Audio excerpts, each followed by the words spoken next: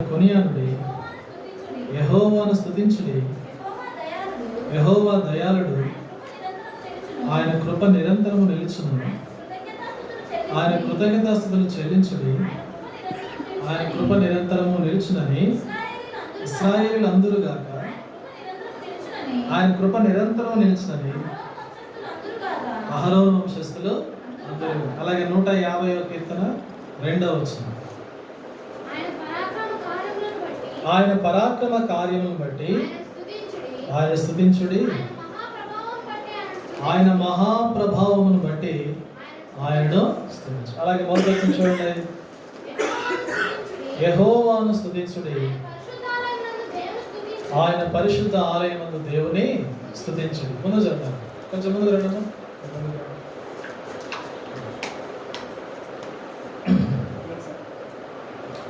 కనుక ప్రభువుని అన్యజనులందరూ కూడా స్తుతిస్తూ ఉంటారంట. ఎంత గొప్ప ఆధిక్యత కదా! అన్యజనులు ఆయన విశ్వాస్యతను 117వ కీర్తనలో, కాబట్టి సమస్త అన్యజనులారా యెహోవాను స్తుతించుడి, ఆయన విశ్వాస్యత నిరంతరము నిలుచును, యెహోవా కృప మన ఎడల హెచ్చుగా ఉన్నది. కనుక దేవుని కృప మన ఎడల హెచ్చుగా ఉన్నది. ఆయన మనల్ని ఎంతో ప్రేమించి మన కొరకై ఆయన సిద్ధపాటు చేసిన ఆయన కుమారుని ద్వారా రక్షణ, ఆ తరువాత అన్యజనులైన మనల్ని కూడా ఆయన కృపకు పాత్రులుగా చేస్తూ వచ్చినాడు. మనము పుట్టుకతో దేవుని ప్రజలము, ఇశ్రాయేలుతో సహపౌరులము కానే కాదు. మనం ఎవరమంటే అన్యజనులం. చూడండి, దేవుని యొక్క ప్రణాళిక ఎంత గొప్పది, ఎంత ఉన్నతమైనది, ఎంత గంభీరమైనది. ఆయన సర్వోన్నతుడు, మహాశక్తి కలిగిన వాడు. ఆయన ఎక్కడ ఉంటాడు అని అంటే పరిశుద్ధుల సమూహములో, పరిశుద్ధుల స్థలంలో ఉంటాడు. ఆకాశ మహాకాశములను ఆయన కలుగజేసినాడు. ఆయన నోటి మాట ద్వారా సమస్తము ఉనికిలోనికి వచ్చినవి. అటువంటి మహా గొప్ప దేవుణ్ణి ఆరాధించేటటువంటి యోగ్యత మనకు కూడా దేవుడు ఇచ్చినాడు. అందుకే 150 కీర్తనలో మొదటి వచనంలో ఉంది ఏమని, యెహోవాను స్తుతించుడి, ఆయన పరిశుద్ధ ఆలయమందు దేవుని, ఆయన పరిశుద్ధ ఆలయములో ప్రభువుని స్తుతించబద్ధులమై ఉన్నాం. ఎంత గొప్పది! సైన్యములకు అధిపతి యెహోవా నీ నివాసములో ఎంత రమ్యములు, అంటే ఎంత బ్యూటిఫుల్ కదా! ఆ మాట 84వ కీర్తనలో, ఆయన యొక్క నివాసములు, హౌ ఎయినబుల్ ఆర్ దై టాబర్నికల్స్ ఓ లార్డ్ ఆఫ్ హోస్ట్స్. సైన్యములకు అధిపతి యెహోవా నీ నివాసములు ఎంత రమ్యములు. భూమి మీద కూడా దేవుడు తన పరిశుద్ధ ఆలయమును తన ప్రజల మధ్య ఉంచుతూ వచ్చాడు. యాక్చువల్గా ఆరాధన అంటే ఎక్కడ జరుగుతుందంటే పరలోకంలో జరుగుతుంది. ఎక్కడ జరుగుతుంది? పరలోకంలో. ఆదికాండం మొదటి వచ్చిన చెప్పండి, బాబులు చెప్పున్నానా? ఆది యందు దేవుడు భూమి ఆకాశాలను, పరలోకములో మొట్టమొదటిగా ఆకాశములో, అంటే దేవుడు భూమి కంటే ముందుగా ఆకాశాన్ని క్రియేట్ చేశాడు. God created haven. ఈ ఆకాశంలో దేవుడు ఆకాశమును క్రియేట్ చేసిన తర్వాత దేవదూతలను కూడా సృష్టిస్తూ వచ్చాడు. ఎవరు సృష్టించాడు? దేవదూతలు. దేవదూతలు అంటే కెరూబులు, సెరాపులు కదా. యెషయా గ్రంథము 6వ అధ్యాయం మనకు తెలుసు కదా. ఎవరు ఉంటారంట? కెరూబులు, సెరాపులు ఉంటాయి. ఇవన్నీ కూడా ప్రభువుని ఏమని ఆరాధిస్తూ ఉంటాయి? 2వ వచనం 6:2, ఆయనకు పైగా సెరాపులు నిలిచిండని, ఒక్కొక్కరికి 6 రెక్కలుండెను. ప్రతివాడు 2 రెక్కలతో ఏం చేస్తున్నాడు?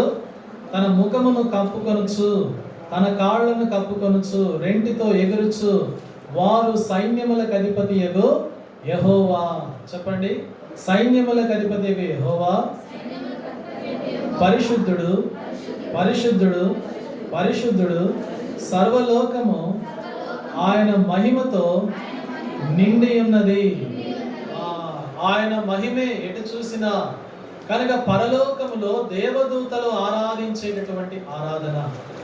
మరి ఇప్పుడు మనిషి ఎందుకు ఆరాధించాలి? మనం ఎందుకు దేవుని పరిశుద్ధ స్థలంలోనికి రావాలి, దేవుని సన్నిధికి రావాలి అంటే దీనికి ఒక పెద్ద మర్మం ఉన్నది, ఎంతో గొప్ప సత్యం ఉన్నది. అందుకే ఆయన ఆరాధించేవారు ఎలా ఆరాధిస్తారు? ఆత్మతోనూ సత్యముతోనూ. ఏమిటి ఆ గొప్ప సంగతి అంటే దేవునికి ఒక ఇష్టమైనటువంటి ఒక విషయం ఉంది తన మనసులో. చదవండి, మనము యోబు గ్రంథంలో ఒక మాట చూస్తాం. యోబు గ్రంథము 15వ అధ్యాయము 8వ వచనం. యోబు గ్రంథము 15వ అధ్యాయము 8వ వచనం. నీవు దేవుని ఆలోచన సభలో, దేవునికి ఒక ఆలోచన సభ ఉంది పరలోకములో. హెవెన్లో దేవునికి ఏముంది? ఆలోచన సభ. రేపు ఎన్నికల రిజల్ట్స్ వస్తాయి కదా, ఎందుకు ఎన్నికలు పెట్టేది, ఎందుకు రిజల్ట్స్ ఎందుకు అంటే వారికి ఒక సభ ఉంటుంది. ఏంటిది ఆ సభ అంటే ఎంపీలకైతేనేమో దాన్ని ఏమంటారు? పార్లమెంట్ అంటారు. ఎమ్మెల్యేలకైతే అసెంబ్లీ ఉంటుంది.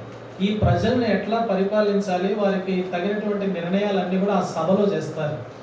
దేవునికి ప్రారంభంలో ఉన్న దేవునికి పరలోకములో ఒక సభ ఉన్నది. ఆ సభ ఏంటిదంట? నీవు దేవుని ఆలోచన సభలో. ఆ సభలో ఉన్నారు కెరూబులు, సెరాపులు, దూతలు అంతా కూడా పరిశుద్ధమైనటువంటి ఆ పరిశుద్ధుడైనటువంటి దేవుని సన్నిధిలో ఈ కెరూబులు, సెరాపులు, దూతలు ఉన్నారు, సంచరిస్తూ ఉన్నారు. అయితే దేవుడు వారితోటి తన ఆలోచనలు పంచుకుంటున్నాడు. ఏం పంచుకుంటున్నాడమ్మా? ఆలోచనలు. ఎంత గొప్ప ఆలోచనలు! దేవా, నీ తలంపులు ఎంత అమూల్యమైనవి. దేవుని ఆలోచనలు చాలా చాలా చాలా రమ్యమైనవి, అవి చాలా అందమైనవి. ఆ అందమైన ఆలోచనలు దేవుడు అక్కడ తన దూతలతో కూడా పంచుకున్నాడు. ఉరియల్, గబ్రియల్, రఫాయల్, మికాయల్, ఇవన్నీ కూడా దూతలు ఉన్నాయి, ప్రధాన దూతలు ఉన్నాయి. ఈ ప్రధాన దూతలకి దేవుడు బాధ్యత కూడా అప్పచెప్పాడు. అందరూ కూడా ఆరాధిస్తున్నారు. భూమి మీద అప్పటికి ఇంకా లేదు, ఆరాధన లేదు, ఇంకా భూమి సృష్టించబడలేదు. ఎందుకంటే చెప్పిన ఆదామును సృష్టించడానికి ముందు దేవుడు ఏం చేశాడంటే భూమిని చేశాడు. ఆదామును సృష్టించడానికి ముందు దేవుడు ఏం చేశాడు? అలాగే పరలోకములో దూతల కంటే ముందుగా ఆయన ఆకాశము సృష్టించాడు. అందుకే చదవండి, ఆదికాండం 1వ అధ్యాయం 1వ వచనము. In the beginning God created heaven and earth. ఏం క్రియేట్ చేశాడు దేవుడు? ఆది యందు దేవుడు భూమి ఆకాశములను సృజించినాడు. ఈ పరమాకాశములో పరిశుద్ధ స్థలములో దేవదూతలు సంచరిస్తూ ఉన్నాయి. పరిశుద్ధుడు, పరిశుద్ధుడు, పరిశుద్ధుడు ఎంత గొప్పగా ఆరాధిస్తున్నాయి. అయితే దేవుని మనసులో ఒక ఆలోచన వచ్చింది. ఆ ఆలోచన దేవదూతలతో పంచుకున్నాడు. దేవునికి ఏమొచ్చింది ఆలోచన?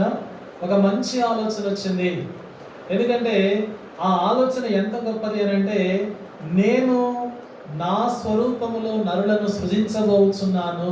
ఈ ఆలోచన వచ్చింది. ఏం ఆలోచన వచ్చింది దేవునికి? నరులను నా యొక్క స్వరూపములో. అందుకే అక్కడ రాస్తుంది ఆదికాండం 1వ అధ్యాయం 28వ వచనం కదా, చదవండి.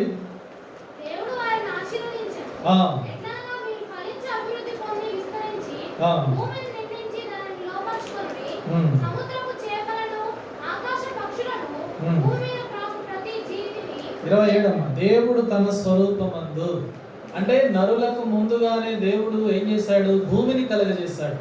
ఈ భూమికి ఆయన మరి నరులను ఇంకా వెళ్ళక మునుపే ఈ దేవదూతలు ఆయన ఆరాధిస్తూ ఉన్నాయి, ఆయన స్తుతిస్తూ ఉన్నాయి, పరిశుద్ధుడు పరిశుద్ధుడని ఆరాధిస్తూ ఉన్నాయి.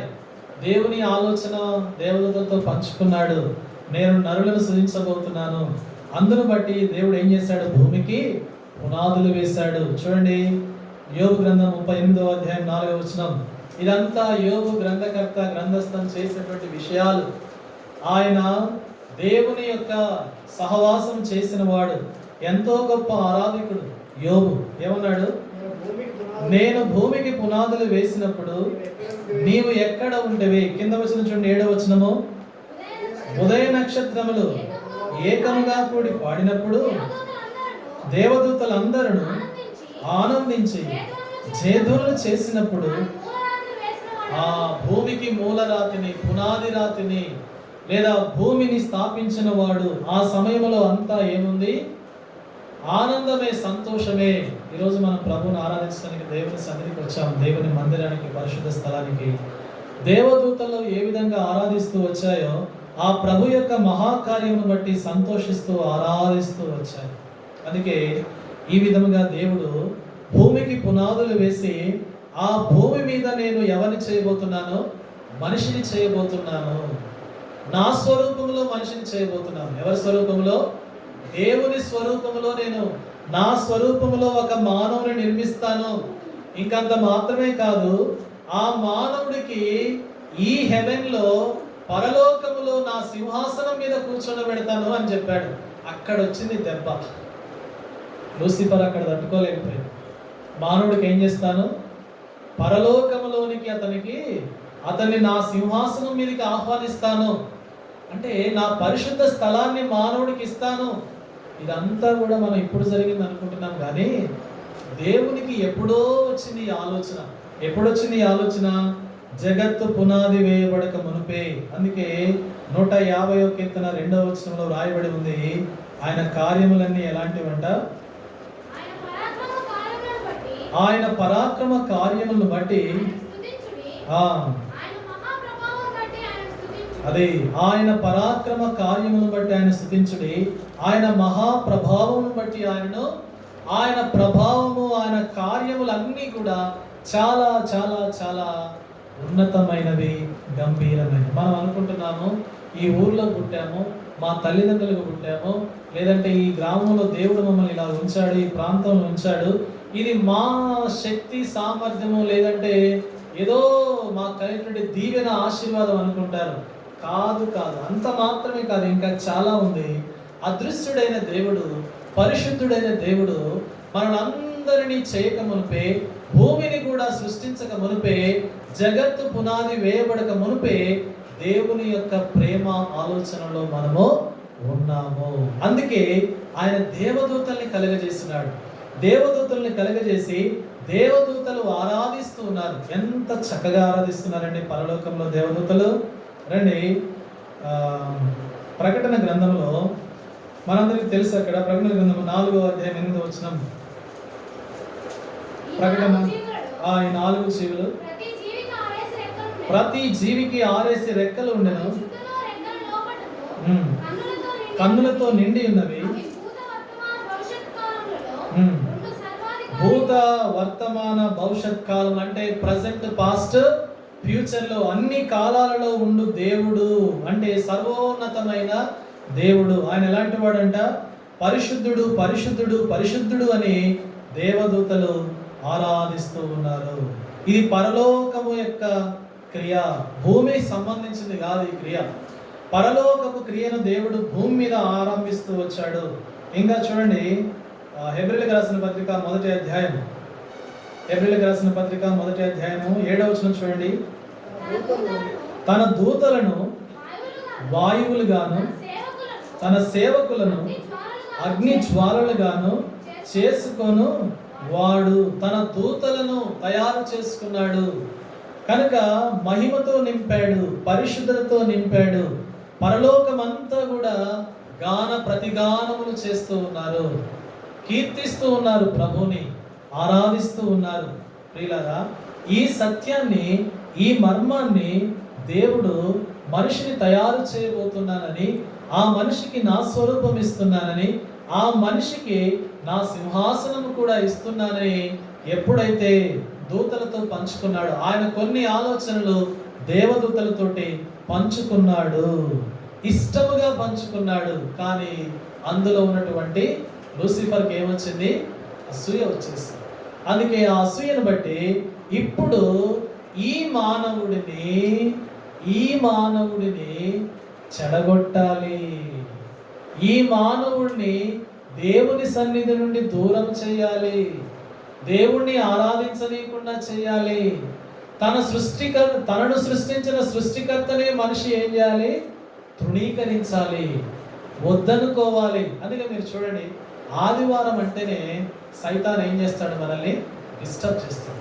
ఇది సైతాన్ యొక్క, లూసిఫర్ యొక్క ఉద్దేశం. నిర్గమకాండము మనము 5వ అధ్యాయంలో చూడొచ్చు. నిర్గమకాండము 5వ అధ్యాయం. ఇక్కడ మోషే ఇశ్రాయేలు ప్రజలందరినీ గురించి చెప్తాడు. అయ్యా రాజా, ఫరో గారు, మేమందరం కూడా, ఇశ్రాయేలు ప్రజలందరం కూడా కొంత దూరం 3 రోజులు ప్రయాణం చేసి మా దేవుడిని సేవించడానికి అరణ్యంలోకి వెళ్ళాలి, మాకు దయచేసి అవకాశం ఇవ్వు, సమయం ఇవ్వు అని కోరుతుంటారు. 2వ వచనం చూడండి. ఫరో మొదటి వచనం కూడా చదువు. ఇశ్రాయేలుల దేవుడైన యెహోవా అరణ్యములో నాకు ఉత్సవము చేయుటకు నా జనులను పోనిమ్ము అని మోషే అడుగుతుంటే ఫరో ఏమంటున్నాడు? నేను ఆయన మాట విని ఇశ్రాయేలులను పోనించుటకు యెహోవా. ఎవరు యెహోవా? ఎవరు? నేనెందుకు పోనిస్తాను? జాగ్రత్త. ఇదే సైతాను యొక్క లక్షణము. అందుకనే అపవాదికి ఇష్టం లేదు ఏంటిదంటే తన ప్రజలు దేవుణ్ణి ఆరాధించడము. ఆదామును కూడా దేవుని నుండి దూరం చేయాలి. ఎందుకంటే ఆ పరలోకములో దేవుని మహిమ, పరిశుద్ధత, ఆ గంభీరత, ఆ గొప్పతనం అదంతా చూసినటువంటి అపవాదికి మానవుడికి దేవుడు ఆ స్థానం ఇవ్వడం నచ్చలేదు. అందుకే దేవుడు ఏం చేశాడంటే ఆయన తన ప్రజల కొరకై శాశ్వతమైన ప్రేమ చూపించాడు. ఈరోజు ఉదయకాలం నువ్వు ప్రభువును ఆరాధించడానికి నీకు ఆధారం ఏమిటి అంటే లేఖన ఆధారము ఇర్మియా గ్రంథము 31వ అధ్యాయం. ఇర్మియా గ్రంథము 31వ అధ్యాయం 3వ వచనం చూడండి. యెహోవా నాకు ప్రత్యక్షమై ఇట్లా నేను శాశ్వతమైన ప్రేమతో నేను నిన్ను ఏం చేస్తున్నాను? ప్రేమించుచున్నాను గనుక నిత్యమైన దేవుడు, శాశ్వతమైన దేవుడు. ఎలాంటి దేవుడు అంట? శాశ్వతమైన ప్రేమ. నిత్యము ఉండేదంటే ఏంటి చెప్పండి? ఎట్లా ఉంటుంది అది? శాశ్వతముగా ఉండేది, ఇటర్నల్. ఆస్ట్రేలియాలో మెల్బోర్న్ అనే సిటీ ఉంటుంది. ఏ సిటీ ఉంటుంది ఆస్ట్రేలియాలో? మెల్బోర్న్. ఈ మెల్బోర్న్లో ఉద్యోగస్తులందరూ ఏం కోరుకుంటారంటే పిఆర్, పర్మనెంట్ రెసిడెన్స్ కావాలని, ఉద్యోగం అక్కడే మంచి గృహం కావాలని కోరుకుంటారు. ఏం కోరుకుంటారు? మాకు ఇక్కడే మంచి ఉద్యోగం కావాలి, ఇక్కడే మంచి రెసిడెన్స్ కావాలి. అయితే దేవుడు ఏం చేశాడంటే మనకి ఈఆర్ సిద్ధం చేశాడు. ఈఆర్ అంటే ఎటర్నల్ రెసిడెన్స్, శాశ్వతమైనటువంటి చిరాగృహము, పరలోకము. కనుక ఇక్కడ శాశ్వతమైనది. మనం భూమి మీదకి వచ్చి దాదాపు ఒక 50 సంవత్సరాలు అయిందేమో. నేను నిన్ను 50 సంవత్సరాల నుంచి ప్రేమిస్తున్నాను అని చెప్పగలమా ఎవరన్నా?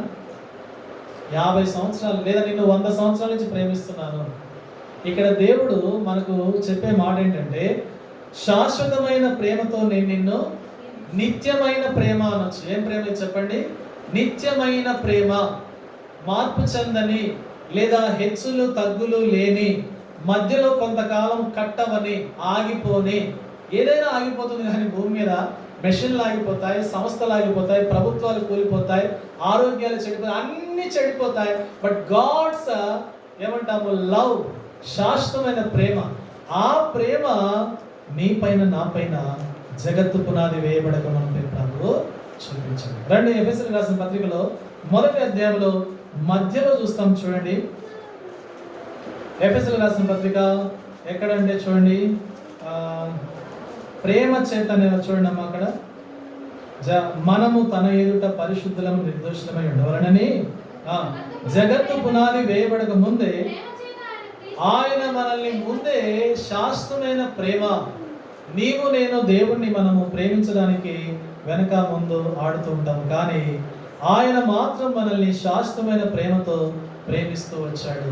నువ్వు ఆరాధించాలని భూమి మీద 2 పనులు మాత్రం పరలోకానికి వెళ్తాయి. ఒకటి ఆరాధన, ఇంకోటి ప్రార్థన. ఏంటి చెప్పండి?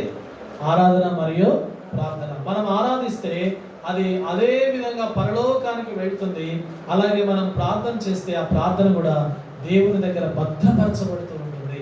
అది అలానే కాచి ఏమంటామో ప్రభు మనకు అవన్నీ కూడా చూపించేవాడిగా ఉన్నాడు. అందుకే ఈ శాశ్వతమైనటువంటి ప్రేమను దేవుడు మనకు చూపించడానికి మనల్ని ఆయన తన కుమారుడైనటువంటి యేసుక్రీస్తు వారి నందు మనల్ని ఏర్పాటు చేశాడు. అందుకే ఆయన దేవదూతలకు ఇవ్వనటువంటి గొప్ప ఆధిక్యత, ఆరాధన నీవు నేను చేయాలని ప్రభు ఉద్దేశించాడు.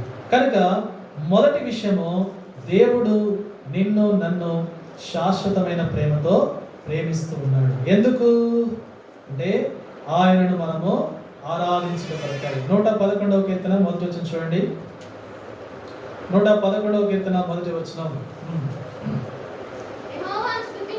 యెహోవాను స్తుతించుడి, యథార్థవంతుల సభలోను సమాజములోను పూర్ణ హృదయముతో నేను యెహోవాకు కృతజ్ఞతాస్తుతులు.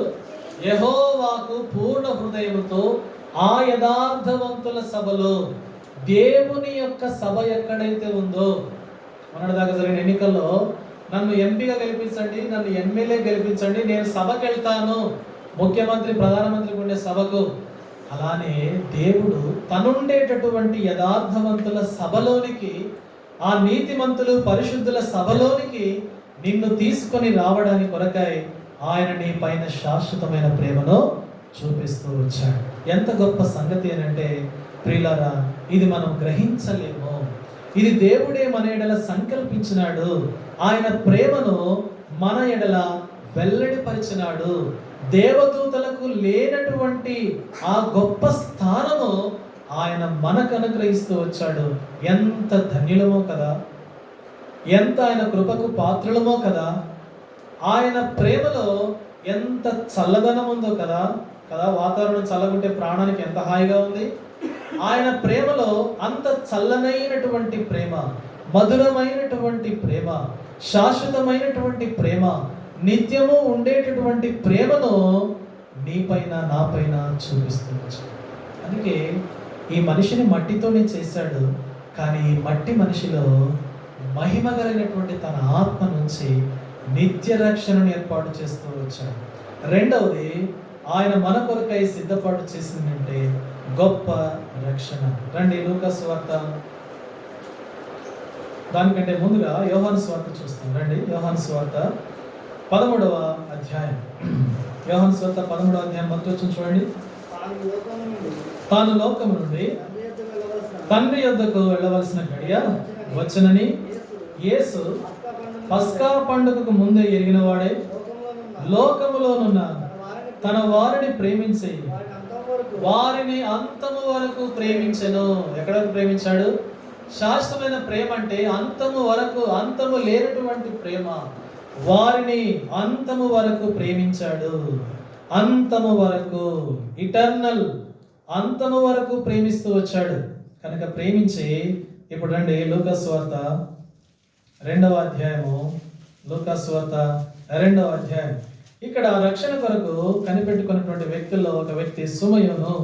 ఈయన అంటాడు, చూడండి 29-32 వచనాలు చూడండి. నాదా, ఇప్పుడు నీ మాట చొప్పున పోనిచుచున్నావు, అన్యజనులకు నిన్ను బయలుపరచుటకు వెలుగుగాను, నీ ప్రజలైన ఇశ్రాయేలులకు మహిమగాను, నీవు సకల ప్రజల ఎదుట సిద్ధపరిచిన 117వ కీర్తనలో మనం ఏం చూసాము అంటే, అన్యజనులు కూడా నిన్ను ఏం చేస్తూ ఉంటారు? స్తుతిస్తారు, ఆరాధిస్తారు. 117వ కీర్తన మొదటి వచనం చూడండి. యెహోవా కృప మన ఎడల హెచ్చుగానున్నది, ఆయన విశ్వాసిత నిరంతరం నిలుచును సమస్త అన్యజనులు. రండి, ఇక్కడ సుమయోను అంటాడు, నీ ప్రజలైన ఇశ్రాయేలులకు మహిమగాను, నీవు సకల ప్రజల ఎదుట సిద్ధపరిచిన నీ రక్షణను, నేను సకల ప్రజలకు కూడా రక్షణ. ఎవరు అంటే యేసు ప్రభువు. యేసు ప్రభువే గొప్ప రక్షకుడుగా ఈ లోకానికి వచ్చాడు. ఇది దేవుని బహుమానం, దేవుని యొక్క గిఫ్ట్. చెప్పండి అన్నమాట. దేవుడు లోకమును ఎంతో, కంటిన్యూ చేయండి, ఫుల్ఫిల్ చేయండి. విశ్వాసం ప్రతి వాడును.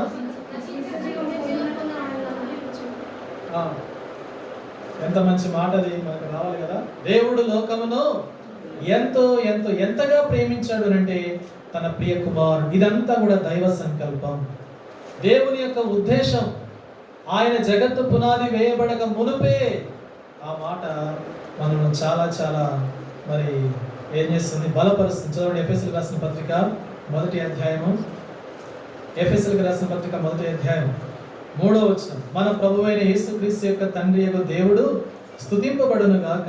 ఆయన క్రీస్తునందు పరలోక విషయములలో ఆత్మ సంబంధమైన ప్రతి ఆశీర్వాదము మనకు అనుగ్రహించింది. ఎట్లనగా తన ప్రియుని యందు తాను ఉచితముగా మనకు అనుగ్రహించిన తన కృపా మహిమకు కీర్తి కలిగినట్లు తన చిత్త ప్రకారమైన దయా సంకల్పం చొప్పున యేసుక్రీస్తు ద్వారా, ఎవరి ద్వారా? యేసుక్రీస్తు ద్వారానే మనలను ముందుగా తన కోసము నిర్ణయించుకొని నిన్ను ఆయన భూమిని స్థాపింపక మునుపే నిర్ణయించుకున్నాడు. ఆ సభలో ఆయన యొక్క ఆలోచనను పంచుకున్నాడు. నేను పలానా వ్యక్తిని, మనిషిని తయారు చేయబోతున్నాను. ఆ మనిషిలో, ఆదాములో నువ్వు నేను కూడా ఉన్నాం. ఆదాము అక్కడే కాదాడుంది. ఆదాములో ఎవరున్నారు? లాస్ట్ పిండం వరకు, దేవుని రాకడ వచ్చే వరకు లాస్ట్ పిండం ఏదైతే ఉందో అప్పటి వరకు ఉన్న వారందరూ కూడా ఆదాములో నిక్షిప్తం చేయబడ్డవారు. ఇన్సర్టెడ్. ఫోన్లో కనుక ఏ విధంగా సాఫ్ట్వేర్ ఇన్సర్ట్ చేయబడుతుందో ఆదాము నుండి చివరి వ్యక్తి వరకు కూడా అందరిని దేవుడు చూసినాడు. అందరిని ఆయన చూసి ఎంతో ఆనందించాడు. అందుకే వీరందరూ నా సభలోనికి రావాలంటే మీరు భూలోకములో వీరిని భూమి మీద ఉంచుతున్నారు. అయితే శత్రువు ఆదామును పాడు చేస్తాడని తెలుసు, శత్రువు ఆదాముని తన నుండి దూరం చేస్తాడని తెలుసు. కానీ దేవుని ప్రేమ మాత్రమో ఆదామును తృణీకరించేదే. ఎందుకంటే ఆదాము ఇప్పుడు ఎక్కడున్నాడు? పరలోకములో ఉన్నాడు. కనుక ఆదామును దేవుని నుండి దూరం చేయాలని చూస్తే ఈ రక్షకుడిగా ప్రభు అయిన యేసుక్రీస్తు వారు కడపటి ఆదాముగా వచ్చాడు. చదవండి, 1 కొరింథీయులకు రాసిన పత్రిక 15వ అధ్యాయం. 1 కొరింథీయులకు రాసిన పత్రిక 15వ అధ్యాయం 45వ వచనం. ఇందు విషయమై ఆదామును మొదటి మనుషుడు జీవించు ప్రాణి అయినని రాయబడి ఉన్నది. కడపటి ఆదాము, ఆ కడపటి ఆదాముగా ప్రభువైన యేసుక్రీస్తు వారు తండ్రి దగ్గర నుండి, అనగా ఆ న్యాయవంతుల సభలో, యథార్థవంతుల సభలో, దూతలు, కెరూబులు, శరాపులు, పరిశుద్ధత ఉండే ఆ స్థలములో నుంచి రక్షకుడిగా ఈయన రక్త మాంసములు ధరించుకొని వచ్చాడు. అంటే మనిషిని రక్షించడానికి ఆ వాక్యమే, ఆ దైవమే రక్త మాంసములు ధరించుకొని ఈ లోకానికి వచ్చింది. ప్రభువుని ఎట్లా ఆరాధిస్తావు అంటే యోహాను సువార్త 1వ అధ్యాయం 14వ వచనం మనందరికి తెలిసిన మాట. ఆ వాక్యమే కృపా సత్య సంపూర్ణుడిగా ఆ వాక్యము శరీరధారి అయి, ఎలా అయి వచ్చిందండి? శరీరధారి అయి. ఆ వాక్యము శరీరం అయిపోయింది. దైవమే మానవుడిగా అయిపోతూ వచ్చాడు. దేవుడు ఎంత గొప్ప రక్షణను నీ కొరకు, నా కొరకు. అందుకే ఇటువంటి రక్షణ మనకి ఇచ్చినాడంటే మనం ఎంతో ఎంతో ధన్యులం. సాతానుడికి ఇష్టం లేదు. ఏమి ఇష్టం లేదు? ఆదివారం ప్రభు మందిరికి వస్తామంటే అన్నీ కూడా తెచ్చిపెడతాడు. ఏం తెచ్చిపెడతాడు? ఆ రోజే రాని బంధువులు వస్తారు. ఎవరు వస్తారు చెప్పండి? ఆ రోజే రాని బంధువులు వస్తారు. ఆ రోజే మనకు శరీరానికి బలహీనత వస్తుంది. మీరు గమనించండి, అపవాది యొక్క పవర్ఫుల్ వెపన్స్ అన్నమాట. అదైనా ఆ రోజు ఏం చేస్తాడు? నీ దేహానికి బలహీనత వస్తుంది. ఆ రోజే నువ్వు ఎక్కడికో వెళ్ళాలని ఇక తప్పదు అని తప్పకుండా నీకు ప్రయాణాన్ని కూడా సిద్ధపరుస్తాడు. అన్ని రకాలుగా. ఎందుకంటే తెలుసా ఇది ప్రియులారా, ఆరాధన ఎందుకు మన హెబ్రోన్ సహవాసాలు ఇంత ఘనమైందంటే ఈ వర్షిప్ అనేది దేవుణ్ణి మహిమపరిచేది అనేది చాలా మందికి తెలియదు. టు వర్షిప్ ద లార్డ్ అంటే ప్రభువుని తన ప్రజలుగా, తన స్వరక్తం ఇచ్చి కొన్నటువంటి ప్రజలు తన నామానికి మహిమ తీసుకొని రావాలి, దేవుని ఆరాధించాలి. ఆయన నువ్వు దేవుని సన్నిధికి వస్తూ ఉంటే అపవాది అల్లాడిపోతాడు, బాగా చెలించిపోతాడు. ఎట్లనైనా చేసి ఈ వ్యక్తిని ఆడికి ఎక్కడికైనా పోనీయాలి. ఒకటి ప్రార్థన చేయలేదు, దేవుని సన్నిధిలో ఉండలేదు, తర్వాత ఆరాధించడానికి రావాలంటే రానేదు. ఎట్లనైనా చేసి లాగాలి, పక్కకు త్రోస్తున్నాడు. ఇది అపవాది యొక్క సంకల్పం.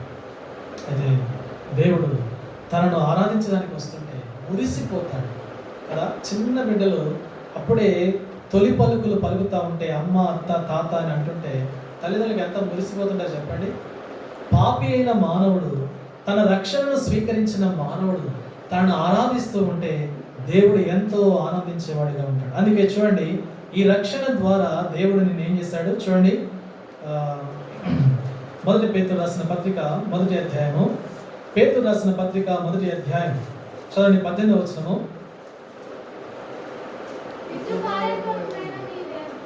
19వ వచనం చదవండి అమ్మా. అమూల్యమైన రక్తము చేత, చదవము స్వప్న. అమూల్యమైన రక్తము చేత అనగా నిర్దోషమును నిష్కలంకమునగు గొర్రె పిల్ల లాంటి క్రీస్తు రక్తము చేత దేవుని యొక్క మూడవ ఉద్దేశం ఏంటంటే రక్షకుడి ద్వారా విమోచించాలి. ఎలాంటి అంటే విమోచన అంటే క్రీస్తు యొక్క రక్తం అమూల్యమైన రక్తము, నిష్కలంకమైన రక్తము. అందుకే పస్కా బలి పశువుగా ఆయన మన కొరకై వధించబడ్డాడు, హింసింపబడ్డాడు, లేదా ఆయన రక్తం అంతా కూడా మన కొరకై ఏమైంది, చిందించబడింది. అందుకే మనందరూ తెలుసు కదా, 1 కొరింథీయులకు రాసిన పత్రిక 6వ అధ్యాయంలో దేవుని ఎలా మహిమపరచాలి చదవండి. 20వ వచనము 19వ వచనము, మీ దేహము దేవుని వలన మీకు, అంటే నీ శరీరం నీకు ఎట్లా వచ్చింది అనుకున్నావు? It is gift of God. It is ఒక ప్రజెంటేషన్, గాడ్ యొక్క, దేవుని యొక్క బహుమానం నీకు దేవుని వలన అనుగ్రహింపబడి మీలోనున్న పరిశుద్ధాత్మకు ఆలయమై ఉన్నదని మీ ఎరుగరా, మీరు మీ సొత్తు కాదు. అంటే మీరు మీరు మీకే అనుకోకండి, మీరు నావారు అంటున్నాడు దేవుడు. ఎందుకు? విలువ పెట్టి కొనబడిన వారు. ఏమిటా విలువ మనకు చెల్లించాడు దేవుడు అంటే తన ప్రశస్తమైనటువంటి రక్తాన్ని మన కొరకై ఏం చేశాడండి, ధారపోస్తాడు. ప్రభు మన కొరకై తన రక్తాన్ని ఎంతో జాగ్రత్తగా, ఎంతో ప్రేమతో ఆ కలువరి శిలువలో, చూడండి పేతురు రాసిన పత్రిక 1వ అధ్యాయం 19వ వచనంలో, అమూల్యమైన రక్తము చేత, రక్తము చిందించకుండా పాప క్షమాపణ లేదు. ఎవరి రక్తము కావాలి అంటే మనల్ని విడిపించడం కొరకై దేవుడు తన కుమారుడైన నుండి యేసుక్రీస్తు ప్రభువు వారిని మన కొరకు పంపిస్తూ వచ్చినాడు. అందుకే ఆయన రక్తము ద్వారా మనం ఏమి విడిచిపెట్టామండి? చూడండి 18వ వచనంలో, పితృ పారంపర్యమైన మీ వ్యర్థ ప్రవర్తనను విడిచిపెట్టున్నట్లుగా మనకు బై బర్త్ లేదా పుట్టుకతో ఈ లోకంలో మనం ఎలాంటి అంటు కలిగి పుట్టినామంటే పాపం అనేటువంటి ఆ అంటు కలిగి పుట్టినాము. పాపం అనేటువంటి విషబీజము మనలో ఉన్నది, పాప స్వభావమే మనలో ఉన్నది. అందుకే ఈ లోకంలో మీరు ఎటు చూసినా, ఏది విన్నా దానిలో మిళితమయ్యే, మిక్స్డ్ అయ్యే ఒక పదార్థం ఏంటంటే సిన్. ఏ వార్తలో ఏముంటుందంటే పాపమే ఉంటుంది. ఏ వార్తలైనా ఏముంటుందంటే పాపము ద్వారా జరిగినటువంటి మరణం ఉంటుంది కదా. కాబట్టి పితృ పారంపర్యమైనటువంటి వ్యర్థ ప్రవర్తనను దేవుడు మన లోపల ఆత్మకార్యము జరిగిస్తూ వచ్చాడు. మనల్ని ఆత్మతో సత్యముతో ఆ పరలోకపు దేవుణ్ణి ఆరాధించుట కొరకై ప్రభువు తనకు తానే బలి అయిపోతూ వచ్చాడు. ఆయన ఆ శిలువలో ఆ ప్రశస్తమైన రక్తము, ఆ అమూల్యమైన రక్తము నీ కొరకై నా కొరకై చిందిస్తూ వచ్చాడు. అందుకే ఇప్పుడు నేను ఎక్కడికి చేర్చినాడంటే యథార్థవంతుల సభలోనికి. 111వ కీర్తన చూడండి, 111వ కీర్తన 1వ వచనం, యెహోవాను స్తుతించుడి, యథార్థవంతుల సభలో సమాజములో పూర్ణ హృదయంతో నేను యెహోవాకు కృతజ్ఞతాస్తుతులు. యథార్థవంతుల సభలో మనందరినీ కూడా దేవుడు ఆయన దైవ చిత్తము చేత, దైవ సంకల్పము చేత అందరినీ కూడా పరిశుద్ధులుగా, నిర్దోషవంతులుగా, యథార్థవంతులుగా, లేదా తన ప్రియమైనటువంటి వారిగా, తన సొత్తైన ప్రజలుగా యథార్థవంతుల సభలోనికి తీసుకొని రావడము ఆయన యొక్క సంకల్పం. ఇది దేవుని యొక్క ప్రణాళిక. ఎంత ధన్యత! అందుకే దేవదూతలు ఎప్పుడైతే ఈ ఆధిక్యతను పోగొట్టుకున్నాయో, ఆ లూసిఫర్ ఎప్పుడైతే దేవునికి అసూయ కలిగి మానవుణ్ణి నాశనం చేయాలని చూసినాడు, దేవుడు మనల్ని మాత్రము విడిచిపెట్టాడు. అందుకని ఈ భూలోకంలో ఇంకా నీవు నేను ఎక్కువగా సువార్త చెప్పలేకపోవడం ద్వారా అనేక మందికి ఆ దైవ సన్నిధి దూరం అయిపోతున్నారు, ఆ దైవ సన్నిధిని అనుభవించలేకపోతున్నారు, ఆ యొక్క పరలోకపు దేవుణ్ణి ఆరాధించలేకపోతున్నారు. మన మధ్యలో ఉన్నవాళ్ళు కూడా, మన కుటుంబ సభ్యులు కూడా ఏం చేస్తున్నారు? ఆరాధించలేము. ఎందుకు? నేను పోనీ అనంటే పోనీ అని గుమ్మం దగ్గర అడ్డు పెట్టి కూర్చున్నాడు సైతాను. ఏం చేస్తాడు చెప్పండి? గుమ్మం దగ్గర అడ్డు పెట్టుకొని నేను నిన్ను పోనీయను కదా, మీరు వెళ్ళడానికి వీల్లేదు. ఆదివారం వచ్చిందంటే దేవుని సన్నిధిని ఎంతో మంది పోగొట్టుకుంటారు. కానీ దేవుడు అట్లా మనల్ని చేయకుండా తన సన్నిధికి వచ్చి ఆయన ఆరాధించడం కొరకై ఆత్మతోనూ సత్యముతో ఎంత గొప్ప ఆత్మీయులుగా దేవుడు మనల్ని చేస్తూ వచ్చాడు. అందుకే మనం ఆ ప్రభువుని అన్యజనులైనటువంటి మనము 117వ కీర్తన మొదటి 2 వచనాలు ఉన్నాయి, అందులో చూడండి. యెహోవా కృప మన ఎడల హెచ్చుగా ఉన్నది, ఆయన విశ్వాసిత నిరంతరము నిలుచును. కాబట్టి సమస్త అన్యజనులారా యెహోవాను స్తుతించుడి, సర్వజనులారా ఆయనను కొనియాడండి, ఆయన స్తుతించండి, ఆయన కీర్తించండి. అన్యజనులమైనటువంటి మనకు దేవుడు కృప చూపిస్తూ వచ్చాడు. ఎలాంటి కృప? అది శాశ్వతమైన కృప, శాశ్వతమైనటువంటి ప్రేమ, నిత్యమైనటువంటి రక్షణ, అమూల్యమైనటువంటి రక్తము మన కొరకై దేవుడు చిందిస్తూ వచ్చాడు. కనుక ఇటువంటి మాటల్ని మనం తలపోసుకుంటూ, ప్రభా నీ సన్నిధిలో దేవదూతలు, కెరూబులు, సెరాపులు మాత్రమే నిన్ను ఆరాధించే స్థలములో, నీవుండే స్థలములో ఉండే భాగ్యము.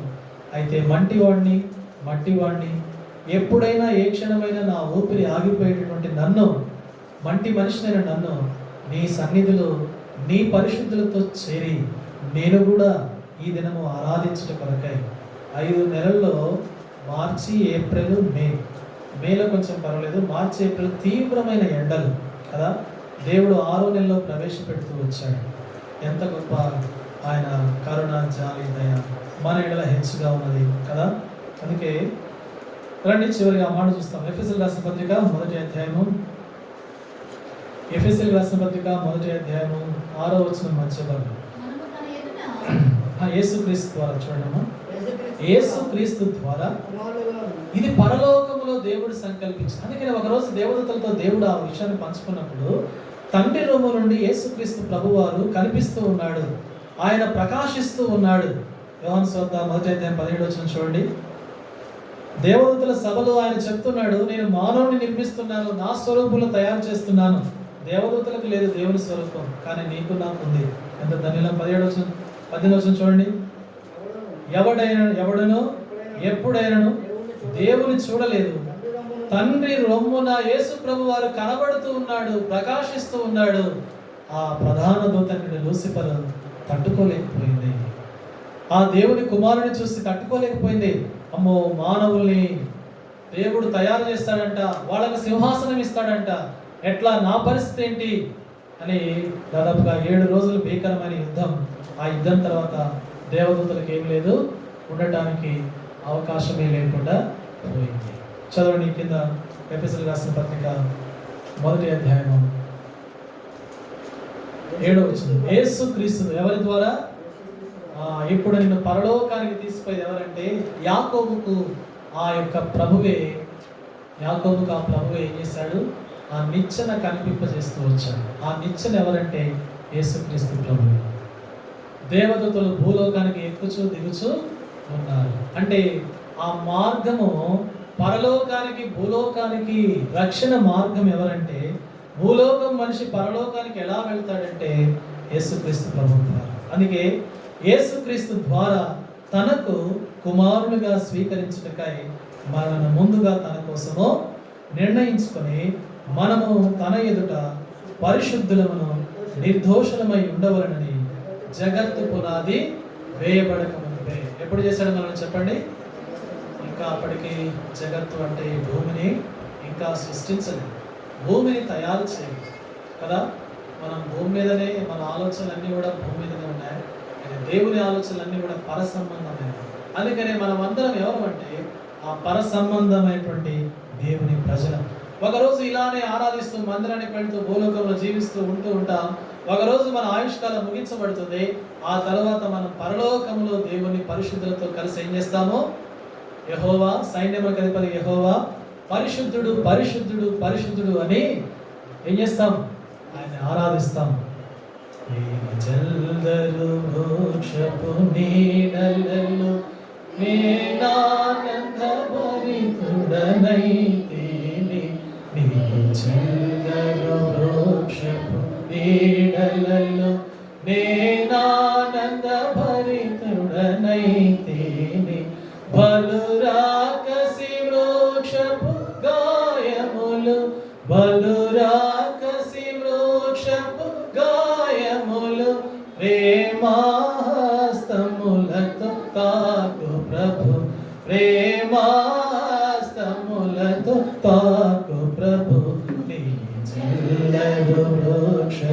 నీడలలో నేనానంద భరితుడనైతేనే నీ చల్లని వృక్షపు నీడలలో నేనానంద భరితుడనైతేనే.